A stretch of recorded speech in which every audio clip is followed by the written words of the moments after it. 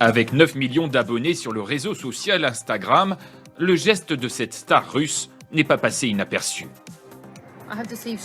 Si Chanel ne respecte pas ses clients, pourquoi devrions-nous respecter Chanel?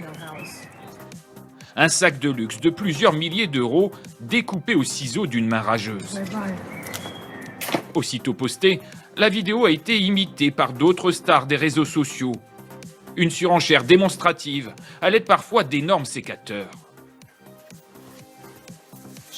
Allez Chanel, au revoir.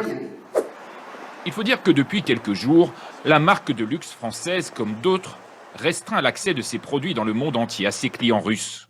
L'acheteur doit s'engager par écrit, comme le montre cette photo prise dans une boutique à Dubaï, à ne pas ramener son article en Russie. Dans le pays où les 17 boutiques de la marque ont fermé, certains dénoncent une russophobie.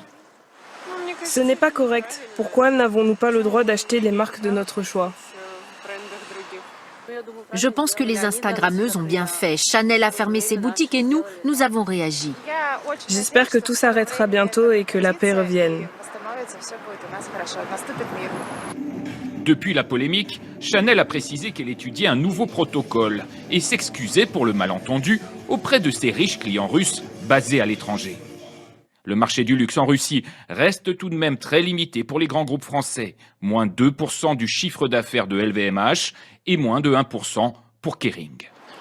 Toutes les boutiques de ces grandes marques ont aujourd'hui baissé leurs rideaux en Russie.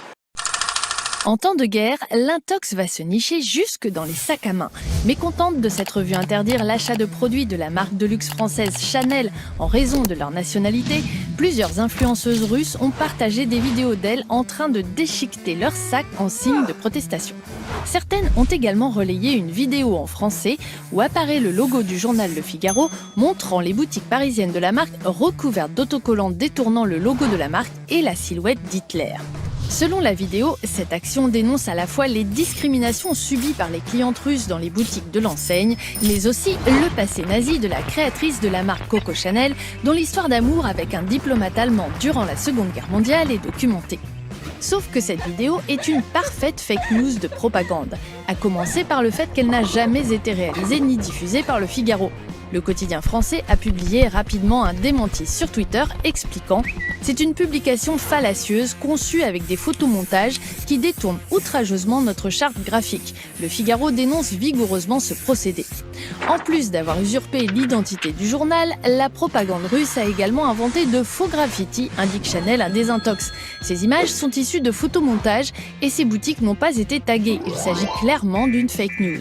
Ce que confirment plusieurs enseignes voisines des boutiques Chanel, qui assurent à Désintox n'avoir pas vu l'ombre d'un tag ou d'un autocollant.